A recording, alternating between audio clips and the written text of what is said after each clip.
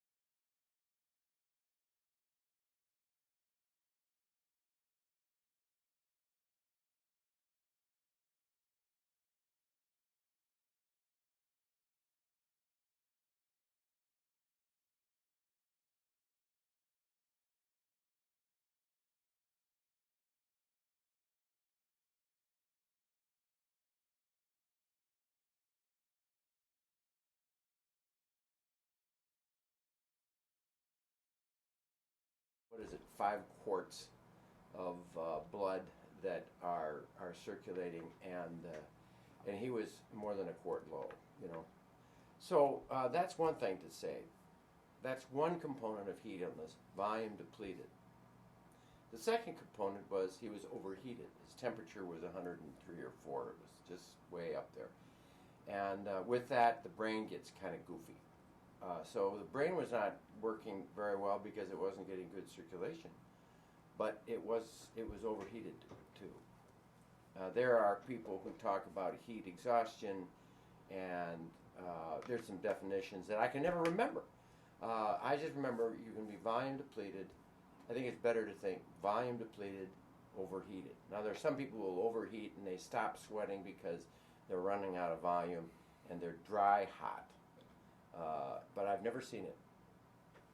And then there's people who are volume depleted but they're not overheated. I've not seen that either. I think they run together. So what do? Well, you treat the volume with giving them volume, and you treat the heat by bringing the heat down. So it's pretty simple. There's all sorts of complicated things that and who can remember those things? But you can remember volume. And so what do I do when I run outside in the heat? And I've had heat illness from running, but I haven't lately, and I still run in the heat. What do? I bring a cool jug of water with me, and when it's all gone, I find someplace else and fill it up again. So I'm constantly giving myself some volume, all right? The second thing I do is to keep my temperature down, and so I pour it on top of my head. I can tell you that when you're wet and you're running and there's a breeze on you, your air conditioning is working. And so the most important thing is to, you can't underestimate the value of pouring water over your head when you're exercising. This guy, if he would have had a jug of water in his deal, and every time he felt like, I'm not feeling well, pour a little bit on top of your head and down your back, take your shirt off. Of course, I'm sunscreened, so you're not going to burn. But you can pour water on your body, and it will, the air conditioning, it's water evaporating. It's sweat evaporating, but it's water evaporating. It cools you down. So that's the long and the short of it. Volume and stay wet when you're exercising. Two great advice, and on that note, we're going to take our first break. We'll be back right after these words.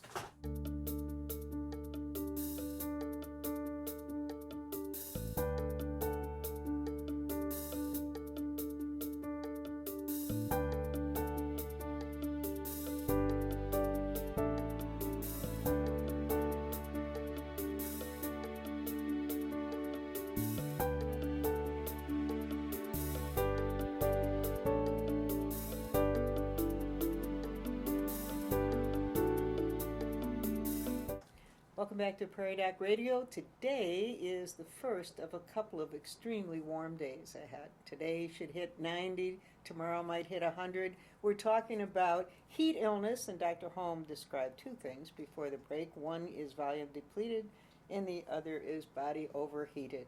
Both of those you need to make sure that neither one is happening to you. But not a lot of people are listening to this program are going out jogging today. They probably want a little bit more advice on how to stay inside, should they stay inside? Yeah, that's my thought. If it's really that hot, stay in air conditioning. Your thought is stay inside. And my answer to you on that is you need to get outside. I mean, I say get outside in the winter, get outside in the summer. Get outside and enjoy it. And the sweat a beautiful little day. bit. It's okay.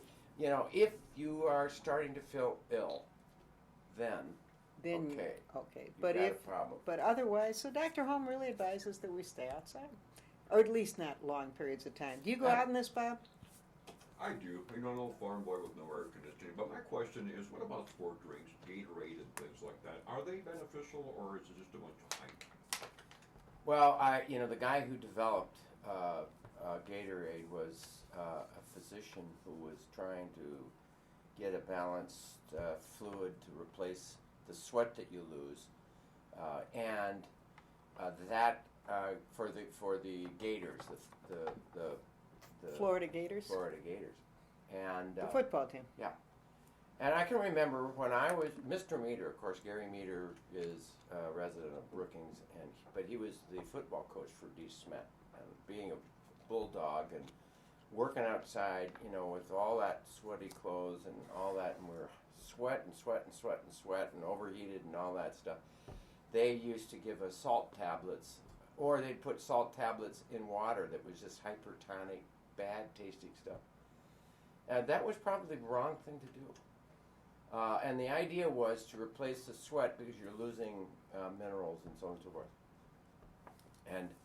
And what they've really looked at, and they've studied it with marathoners, because all these big runs occur, in the South in particular, they run through the summer. What is the best replacement? And they know that you need some salt or some sodium chloride. And Gatorade has a sodium chloride in it. And you can also lose potassium. And so white grape juice has potassium in it. And actually Gatorade's got a balance of electrolytes and minerals and so on and so forth. And you can get these, you can get running aid or have water when you're running around the half marathon or the marathon in Brookings or in Sioux Falls or whatever marathon or half marathons you're running. And I always take the water, and you can pour that over your head, and you don't want to pour the Gatorade on your head might be a little sticky.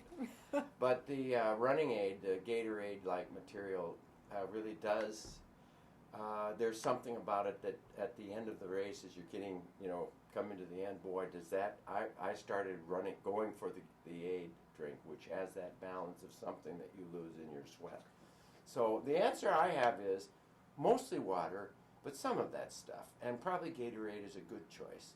It's salt water, but it's not this hypertonic, excessive amount of salt. It'd be the most would be a teaspoon per gallon of salt. And of course, the salt tablets were much stronger than Too that. much. Right, just Too a much. little too much.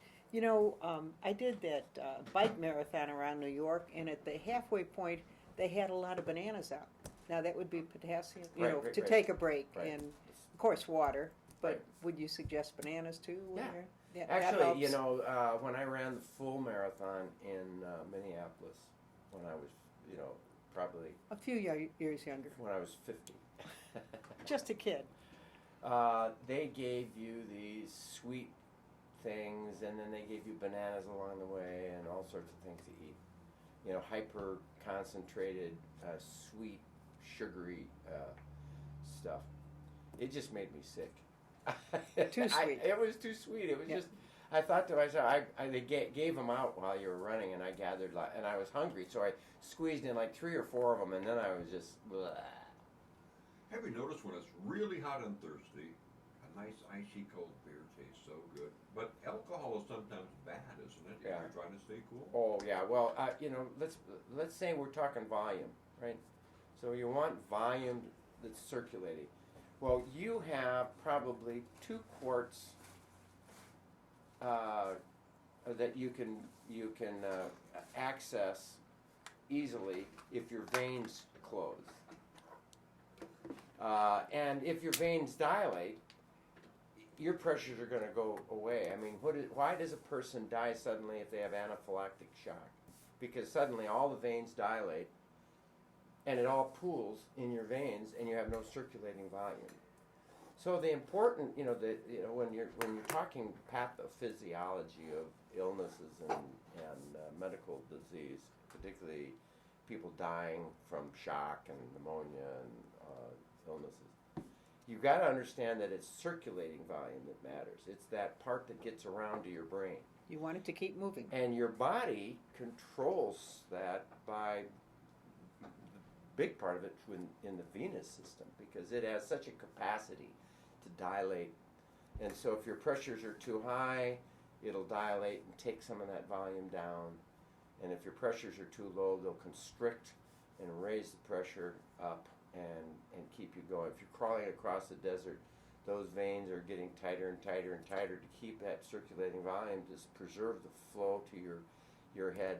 If you're laying in bed all night, you're totally relaxed and everything is just kind of plugging away, and then suddenly you go, oh, I got to take a break in the bathroom. So you stand up, and you would think that we should all pass out that when we stand up to the bathroom. We don't, because the body is this marvelous system where it controls the volume, the circulating volume with the venous, immediately closes off, tightens up, and it gets the blood flow to the brain. It's an amazing system. Who designed this anyway, Joe? Well, I think I know the answer. Yeah. How about you? There has to be an altogether wonderful designer. Kind of refer to him as God. Yeah, Yep. I am a believer in design as well as evolution. I think they go together. They do not conflict in my mind. Now people can disagree, and I don't have a problem if people disagree. What I have a problem is if they're not listening to me. I am certainly going to listen to them. I try to keep an open mind and listen to everybody and hear all sides and not get mad about it.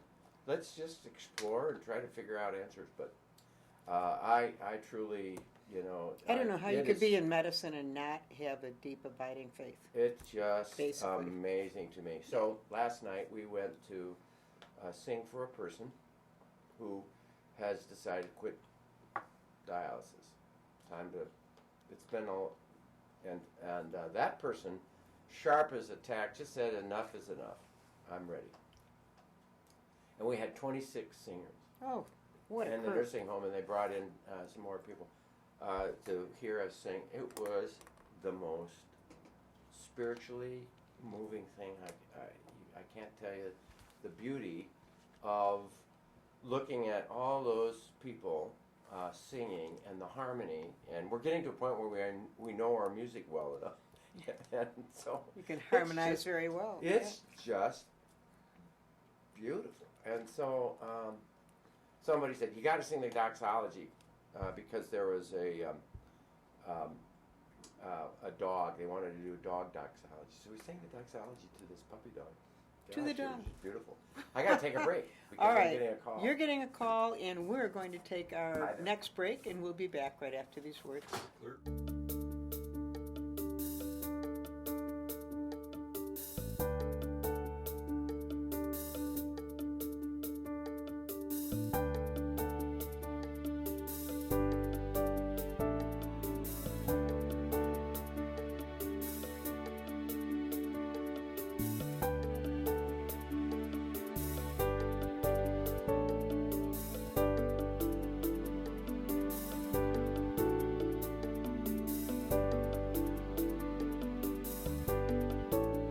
Welcome back to Prairie Doc Radio. Dr. Holm got his call in, and we got our break in. And Bob and I talked a little bit during the break, and both of us said we need a better answer on the alcohol. But before you give it, you need to know, for both of us, if it's a really hot day or we've worked really.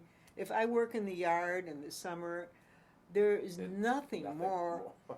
better than a cold beer. And Oh. I don't drink a lot of beer. Oh, I really am not it's just not something that really appeals to me. But when I am that warm, I just sit down with a cold one. There's nothing better. there is nothing better. So that's okay. But let's go back to the original alcohol. question. We had talked Right. about venous dilation, and I had forgotten that was the answer to why alcohol may not be a perfect solution because it does the alcohol portion compromises your ability for your venous system to I figured that's what you were getting at. That your venous system wasn't working as well with alcohol, so that's why you would not use alcohol to cool down. But if the flavor just hits you and you're relaxed, it's kind of nice. You can use a cold beer to cool down and to enjoy it. It's just that it's probably not a great idea to have 5 beers and then go back out into the outside and start digging ditches again. You know what I Usually mean? by the time I have that beer, I'm not going anywhere. I'm just sitting. Right,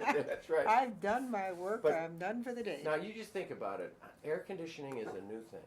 It is. Really is.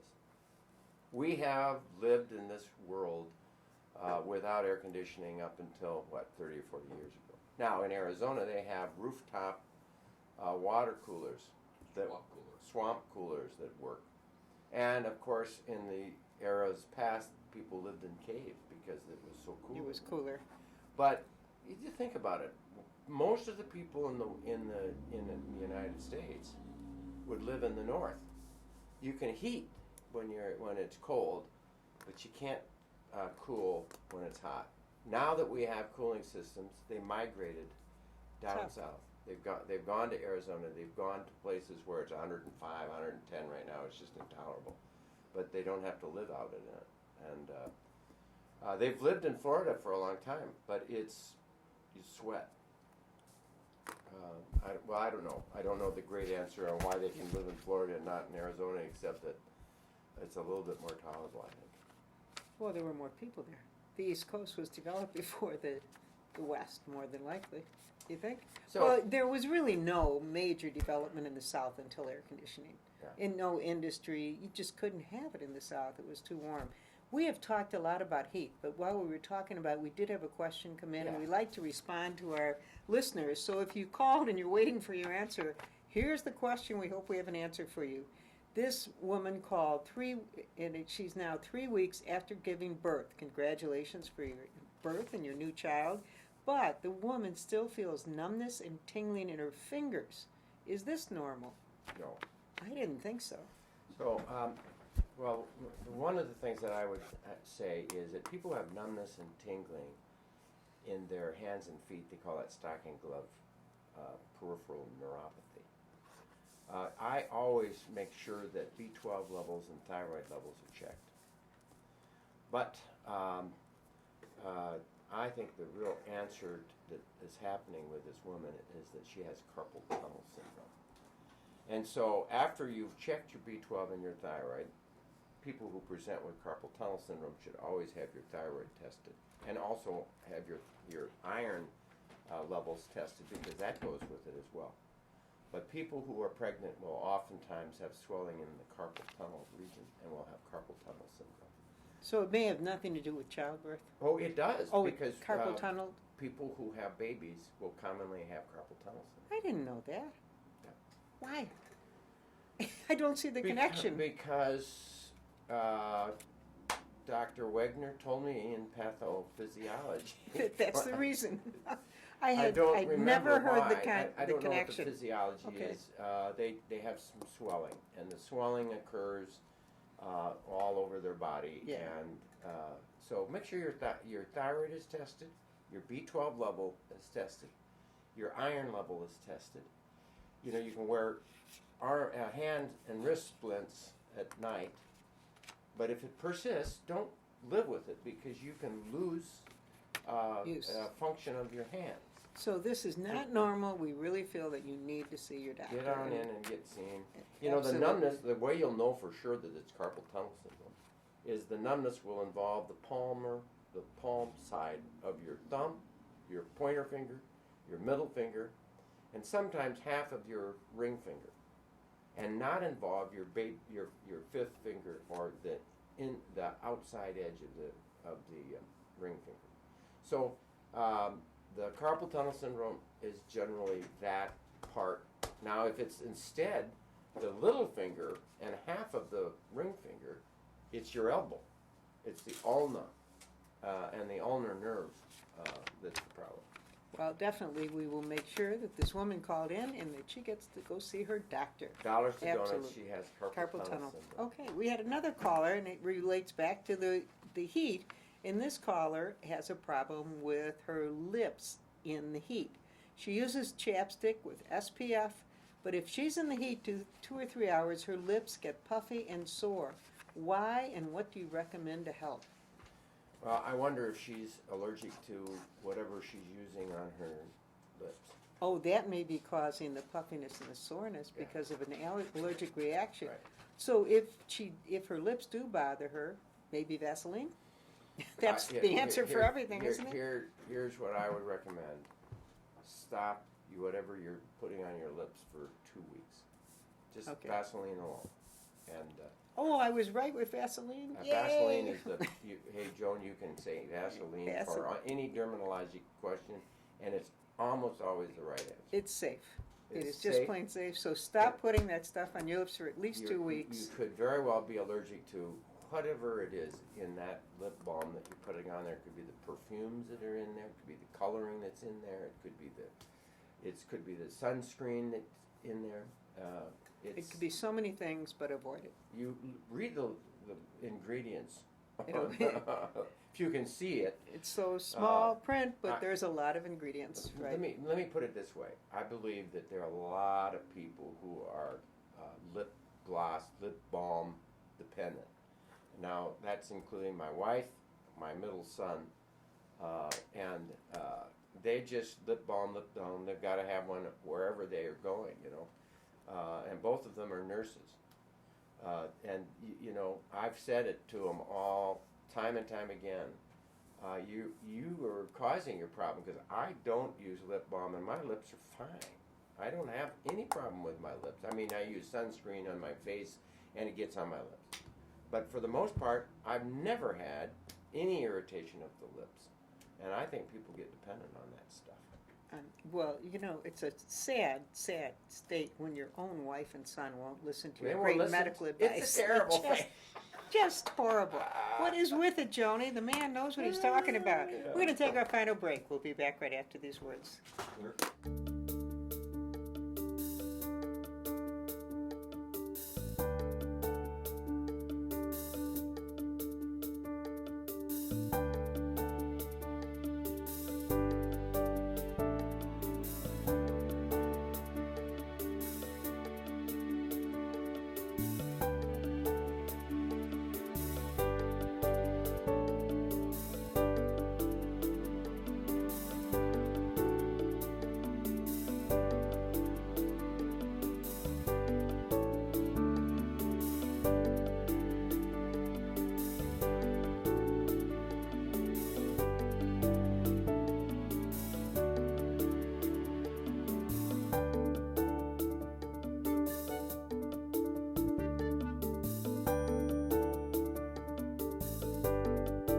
Welcome back to Prairie Doc Radio. Before the break, we had a question about a woman who was using chapstick or some other type of protection for her lip, and Dr. Holmes said just stop using it. You may be having a reaction to it, but you could also have a rebound syndrome when you use something a little bit too long. Right. What is that now? That's called tachyphylaxis.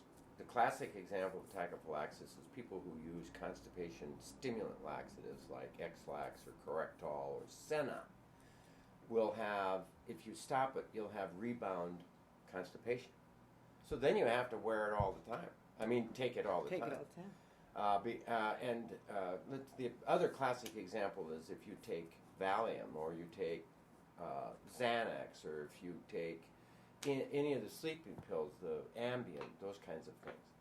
When you stop them, you have withdrawal anxiety, withdrawal sleeplessness, withdrawal from the medicine. So you're taking these to help you sleep, but then if you stop taking them, You the can't rebound is you can't sleep. And So then it's a vicious circle. It's You a just vicious keep going. cycle. There are so many vicious cycles out there. One of the vicious cycles is Prilosec or omeprazole. You know, it's a marvelous medicine, and there's some people who just have to have it and save their lives, and they haven't bled to death, and they haven't had to have gastric surgery, and so it's helped us treat with people who have H. pylori and all that. It's a wonderful, wonderful medicine, but if you are a person who doesn't have acid in the stomach, then you start taking Prilosec because you're in a study to see if it helps you or changes anything. And you take it for 2 to 4 weeks, and then you stop it, you'll have withdrawal acid. Most of the people who are on omeprazole, they're very sick in the hospital, and they have stress ulcers or whatever, they get put on omeprazole, and then they have omeprazole the rest of their lives. So right now, most of us are trying to get people off of it. And to withdraw from it, you have to taper up to like a 3-month taper. So what I tell people is, you don't know that you're dependent on it, and the way to get off of it is to skip or cut it in half every third day for 2 weeks, and then cut it in half every other day, and then just taper it over a 3-month period of time. That kind of a taper. Okay, there are other medicines that will do that. I mean, narcotics. Right now, what we keep reading about are the opioids. Yeah. They're just, do I say that right? I never know. Opioids. Opioids, yeah. That's right. They're just opium dangerous. Yeah, they're dangerous, and you can't get off of them once you get into them. There's just all sorts of them. Some things are a lot less troublesome, but the other classic is the Cinnamon for Parkinson's disease. And you have this roller coaster life on it. I think you're just about as well without those Parkinson meds, it's a tough drug, a tough disease, so we don't have good answers there. Anyway, long and the short of it is, a lot of things will cause with problems of dependency. You'll lose their effect, and then you have withdrawal. We got to quit. I guess we're done. I think we do, but we hope all of you listening have enjoyed our Prairie Doc radio program, and we'll listen again for Prairie Doc, brought to you by the Avera Medical Group Brookings. As always, you can hear and see more from Dr. Holm online at prairiedoc.org.